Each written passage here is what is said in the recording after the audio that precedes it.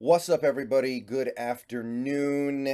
We're doing Pass Rush Friday on Thursday because we have a game tonight. And I don't want to make a video about our pass rush against the Niners after we played the Cowboys because, honestly, I think most people want to stop thinking about that Niners game anyway. They're definitely going to want to after we play another game.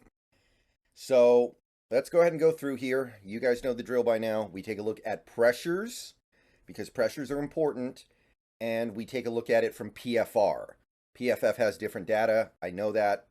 It's cool. Okay.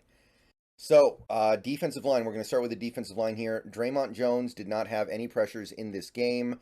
I want to take a brief moment here to talk about Dre'Mont Jones here.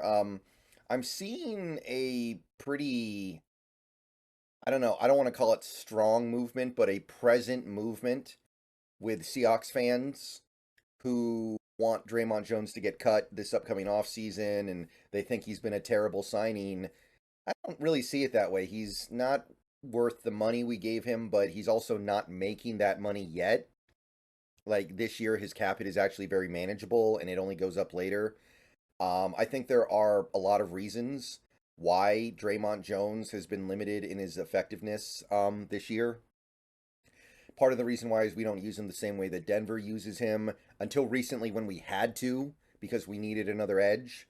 But Denver plays him all over the place. And honestly, we're still not, I feel like, because Denver would play him in three different roles on that defense almost equally. We never played him at edge and only played him as like a three tech.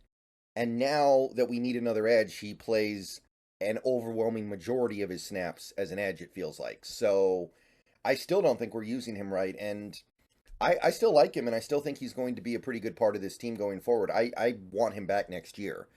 I'd like to see him with a real defensive line rotation, not this nonsense that we have right now where basically we keep our starters out there until somebody's about to die, and then we sub them out for a few plays.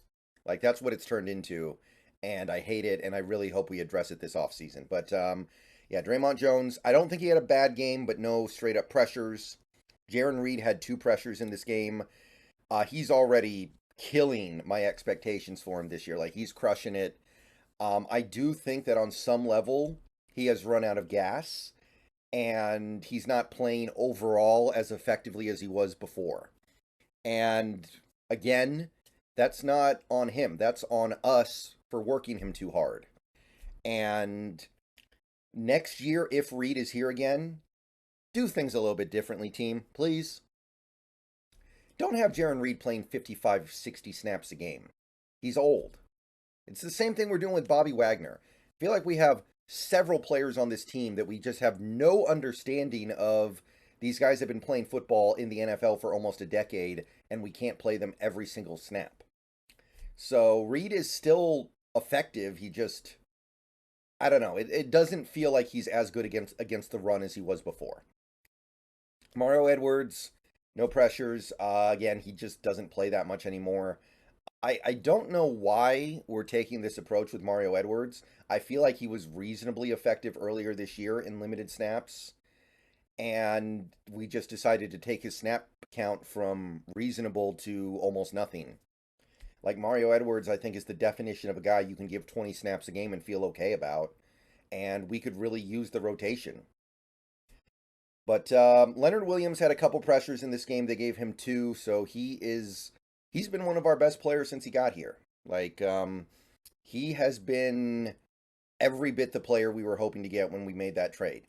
And the really, really crappy part of that is that despite that, the trade is still a disaster because of all the other stuff going on around him. And we can't even get a thrill out of it. We can't even say, wow, we made a pretty good trade that a lot of people said wasn't good. Except the trade is still bad because the team is losing.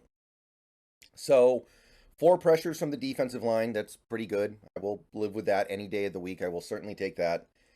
Linebackers, Bobby Wagner had a couple pressures. He almost had a sack in this game, but Purdy got it out. It was still a pretty good play. It was still a very limited play for that offense. So, good play by Bobby. And he had another pressure in that game as well. He was the only inside linebacker to get one, though. So that's 2 from the inside backers. And that brings us to the edge rushers, where it's, again, actually pretty good. Boye Mafe picked up a pressure. He has picked up a pressure in at least, one pressure at least, in every game he's played in other than week 1 against the Rams. This was not one of his better games. He did not get a sack. He didn't have a big positive impact the way he usually does.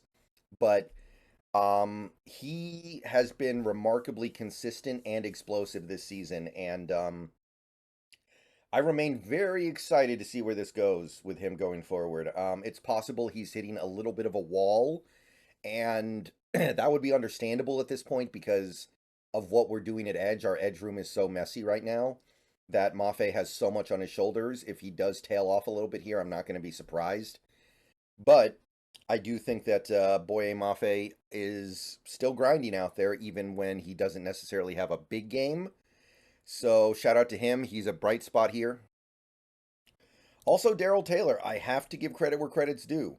The guy is starting to deliver pressure. He's not everything we want him to be. He's still a very limited, very rocky, very flawed player. But he has been getting around the quarterback lately. He has 7 pressures combined in his last 3 games. So, given how little he plays and how low our expectations are for him, he's doing his work. He's doing his thing. So, Darrell Taylor, I'm not going to say you're part of the solution, but I can't say you're part of the problem either. And Derek Hall, for the first time in 2 months, got a quarterback pressure in this game from PFR. Now, he still played a really bad game, and his run defense is so bad he's basically unplayable. But it's good to see him on the scoreboard for the first time in a very long time. So, but part of the problem with our team this year right now is Derek Hall didn't step up when Nwosu went down, and he still hasn't, but I'll take any little hint of positivity that I can. And that's it for the edge rushers because Frank Clark did not play. So that's 4 from your edge rushers. Now, I'll blow through this real quick and say none of our cornerbacks got a pressure and none of our safeties got a pressure. So that's 10.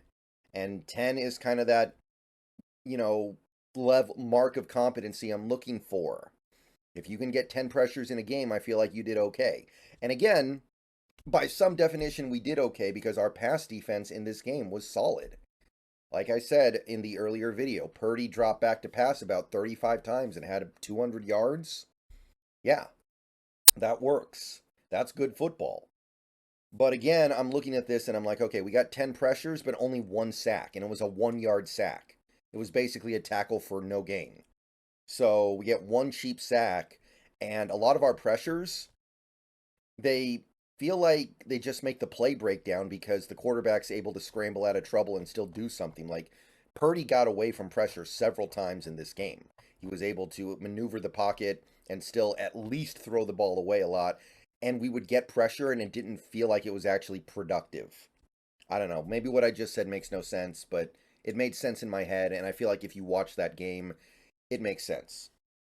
Overall, though, this is some of the best work this team has done in terms of pass rush stuff since I started this series a few years ago.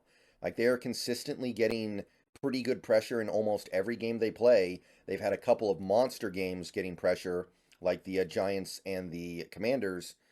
But they are probably going to end up meeting that goal that I set preseason of 170 pressures, and that says something. I wish it meant more, but this does say something. All right, see you guys later. Go Hawks.